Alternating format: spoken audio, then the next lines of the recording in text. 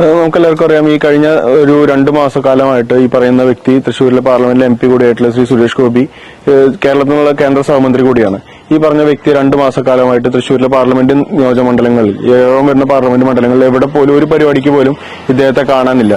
കഴിഞ്ഞ ദിവസം നമ്മുടെ ഈ പറയുന്ന തൃശ്ശൂർ കോർപ്പറേഷനിൽ കേന്ദ്ര സർക്കാരിന്റെ ഒരു വൈദ്യുത പദ്ധതി ഉദ്ഘാടനം ചെയ്യാനായിട്ട് ഈ പറയുന്ന കേന്ദ്രമന്ത്രി സഹമന്ത്രി കൂടിയായിട്ടുള്ള സുരേഷ് ഗോപിയെ, പാർലമെന്റ് MP കൂടിയായിട്ടുള്ള സുരേഷ് ഗോപിയെ ഈ പറയുന്ന തൃശ്ശൂർ മേയർ ഫോണിൽ വിളിക്കുകയുണ്ടായി. തൃശ്ശൂർ മേയറും അത് കഴിഞ്ഞ് ഈ രണ്ടാമത്തെ സർക്കാർ പദ്ധതി ഉദ്ഘാടനം ചെയ്യാൻ വന്ന മന്ത്രി രാജനും ഇദ്ദേഹത്തെ മാറി മാറി നിരന്തരം ഫോണിൽ ബന്ധപ്പെടാൻ ശ്രമിച്ചിട്ടും ഇദ്ദേഹത്തെ ഫോണിൽ ലഭിക്കാത്തൊരു സാഹചര്യമാണ് കഴിഞ്ഞ ദിവസങ്ങൾ ഉണ്ടായിട്ടുള്ളത്. അതിനെക്കുറിച്ച് തൃശ്ശൂർ മേയർ തന്നെ കഴിഞ്ഞ ദിവസം ഒരു പ്രസ്താവന പറയുകയുണ്ടായി. അപ്പൊ ഈ സാഹചര്യത്തിൽ തൃശ്ശൂർ മേയർ പോലുള്ള ഇത്രയും ഉത്തരവാദിത്തപ്പെട്ട ഒരു പോസ്റ്റിലിരിക്കുന്ന ഒരു വ്യക്തിക്കും കേരള മന്ത്രിസഭയിലെ രണ്ടാമെന്ന് പറയുന്ന ഈ പറയുന്ന മന്ത്രി രാജന് പോലും ഫോണിൽ വിളിച്ചാൽ പോലും കിട്ടാത്തത്ര തിരക്കുള്ള ഒരു മനുഷ്യനായി ഇദ്ദേഹം മാറിയിരിക്കുകയാണ്. ഈ പറയുന്ന രീതിയിൽ ഈ പറയുന്ന പാർലമെന്റ് മണ്ഡലത്തിലെ ഒരാൾക്കും ഇദ്ദേഹത്തെ കാണാനോ അല്ലെങ്കിൽ ഇദ്ദേഹത്തിന്റെ ഓഫീസുമായി ബന്ധപ്പെടുമ്പോൾ കഴിഞ്ഞ ദിവസങ്ങളിൽ നമ്മളെ തന്നെ പ്രവർത്തകർ ഇദ്ദേഹത്തെ എവിടെയാണ് എന്നറിയാൻ വേണ്ടി ഇദ്ദേഹത്തിന്റെ ഓഫീസിൽ പോവുകയും നിരന്തരമായി ഫോണിൽ ബന്ധപ്പെടാൻ ശ്രമിക്കുകയും ചെയ്തിരുന്നു. ഇദ്ദേഹത്തിന്റെ ഓഫീസിലേക്ക് പലവട്ടം വിളിച്ചിരുന്നെങ്കിൽ പോലും ഇദ്ദേഹം എവിടെയാണ് അല്ലെങ്കിൽ എന്ന് വരും എന്നുള്ളതിനെ കുറിച്ച് കൃത്യമായ ഒരു മറുപടി നൽകാൻ ഈ പറയുന്ന രീതിയിൽ ഇദ്ദേഹത്തിന്റെ ഓഫീസിലുള്ളവർക്കോ അല്ലെങ്കിൽ ഇദ്ദേഹത്തിന്റെ ഓഫീസ് സ്റ്റാഫുകൾക്കോ സാധിക്കുന്നില്ല എന്നുള്ളതാണ്. ഇദ്ദേഹവുമായി ബന്ധപ്പെട്ട വൃന്ദങ്ങളിലെല്ലാം ഞങ്ങൾ നിരന്തരം ഇദ്ദേഹം എവിടെയാണ് എന്നറിയാൻ വേണ്ടി ബന്ധപ്പെട്ടിരുന്നെങ്കിൽ പോലും ഇദ്ദേഹം എവിടെയാണ് എന്നുള്ള കൃത്യമായ മറുപടി പറയാൻ ഇദ്ദേഹം ഫിലിമിന്റെ ഷൂട്ടിങ്ങിന് പോയിരിക്കുകയാണ്, ഇദ്ദേഹം ഡൽഹിയിലാണ്, അല്ലെങ്കിൽ ഇദ്ദേഹം മറ്റു സ്ഥലങ്ങളിലാണ് എന്നുള്ള ഒരു വ്യക്തമല്ലാത്ത രീതിയിലുള്ള മറുപടി നൽകുക എന്നല്ലാതെ ഇതിനെക്കുറിച്ച് എവിടെയാണ് എന്നുള്ള ഒരു കൃത്യമായ മറുപടി ലഭിക്കാത്ത സാഹചര്യത്തിലാണ് ഇത്തരത്തിലൊരു പരാതിയുമായി മുന്നോട്ട് പോകാൻ ബന്ധപ്പെട്ട്. ഇപ്പൊ നമുക്കെല്ലാവർക്കും അറിയാം,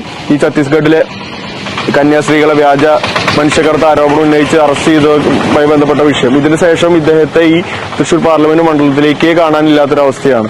ഈ പറയുന്ന രീതിയിൽ തൃശ്ശൂർ പാർലമെന്റിൽ ഈ പറയുന്ന ക്രിസ്ത്യൻ ഭവനങ്ങളിൽ നിരന്തരമായി ക്രിസ്മസിന് കേക്ക് വിതരണം ചെയ്യാനായിട്ട് പോയിരുന്ന ഒരു വ്യക്തി കൂടിയാണ് ഇദ്ദേഹം. ഈ ഇലക്ഷൻ സമയത്ത് വോട്ട് നേടുന്നതിന് വേണ്ടി ലൂർദ് പള്ളിയിലെ മാതാവിന് സ്വർണ്ണ കിരീടം സമർപ്പിക്കുക, ഈ ക്രിസ്ത്യൻ ഭവനങ്ങൾ കേന്ദ്രീകരിച്ച് വർക്ക് നടത്തുക, അല്ലെങ്കിൽ അങ്ങനെ വോട്ട് നേടാൻ വേണ്ടി ക്രിസ്ത്യൻ ഈ പറയുന്ന ഒരു മതവിഭാഗത്തെ ഇത്രയധികം സ്വാധീനിക്കാൻ വേണ്ടിയുള്ള പ്രവർത്തനം നടത്തിയ ഒരു വ്യക്തി ഇത്രയും വലിയൊരു വിഷയം, ഈ ഒരു ക്രിസ്ത്യൻ മതവിഭാഗത്തെ വേട്ടയാടുന്ന രീതിയിലേക്ക് ഛത്തീസ്ഗഡിലെ BJP ഗവൺമെന്റ് മുന്നോട്ട് പോയപ്പോൾ അതിനെതിരെ ഒരു പ്രതികരണം പോലും ഒരു നോക്കുകൊണ്ടോ വാക്കുകൊണ്ടോ നടത്താൻ പോലും തയ്യാറാവാതെ ഇത്തരത്തിൽ തൃശ്ശൂരിൽ നിന്നുള്ള ഒരു MPയും കേരളത്തിൽ നിന്ന് സഹമന്ത്രി കൂടിയായിട്ടുള്ള ഒരു വ്യക്തി മുന്നോട്ട് പോയപ്പോഴാണ് ഇദ്ദേഹം എവിടെയാണ് അല്ലെങ്കിൽ എവിടെയാണ് ഉള്ളതെന്നുള്ള ഒരു അന്വേഷണവുമായി KSU ജില്ലാ കമ്മിറ്റി മുന്നോട്ട് പോയത്. അപ്പൊ ആ ഒരു അന്വേഷണവുമായി മുന്നോട്ട് പോയപ്പോൾ ഇദ്ദേഹം എവിടെയാണ് എന്ന് സത്യം പറഞ്ഞാൽ ഞങ്ങൾക്ക് ആർക്കും അറിയാത്തൊരവസ്ഥയാണ്. തൃശ്ശൂരിലെ വോട്ടർ കൂടിയായ എനിക്ക് പോലും അറിയാത്തൊരവസ്ഥയാണ് ഇദ്ദേഹം എവിടെയാണ്.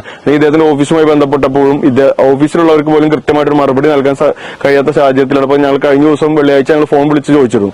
അപ്പോൾ വിളിച്ചു ചോദിച്ചപ്പോഴും ഇദ്ദേഹം പറഞ്ഞത് അത് വിളിച്ച് ചോദിച്ച് അപ്ഡേറ്റ് ചെയ്തിട്ട് വരണം, ഇപ്പൊ നിലവിൽ എവിടെയാണുള്ളതെന്നുള്ള കൃത്യമായ ഒരു മറുപടി പറയാൻ പോലും ഇദ്ദേഹവുമായി ബന്ധപ്പെട്ട് നിൽക്കുന്ന ഇദ്ദേഹത്തിന്റെ ഓഫീസിന് സാധിക്കുന്നില്ല എന്നുള്ളതാണ് ഇപ്പൊ ജില്ലയിൽ കാണുന്ന ഒരു സാഹചര്യം. ആ ഒരു സാഹചര്യത്തിന്റെ അടിസ്ഥാനത്തിലാണ് ഇത്തരത്തിലൊരു പരാതി നൽകി നമ്മുടെ MP എവിടെയാണെന്നുള്ളത് അറിയേണ്ട, അദ്ദേഹത്തിന് എന്തെങ്കിലും അത്യാഹിതം പറ്റിയിട്ടുണ്ടോ, എന്തെങ്കിലും ആപത്ത് പറ്റിയോ അല്ലെങ്കിൽ അപകടം പറ്റിയിട്ടിരിക്കുകയാണോ എന്നുള്ളൊരു കാര്യം അറിയാൻ വേണ്ടിയിട്ടാണ് ഇത്തരത്തിലൊരു പോലീസ് പരാതിയുമായിട്ട് KSU ജില്ലാ കമ്മിറ്റി മുന്നോട്ട് പോകാൻ തീരുമാനിച്ചത്.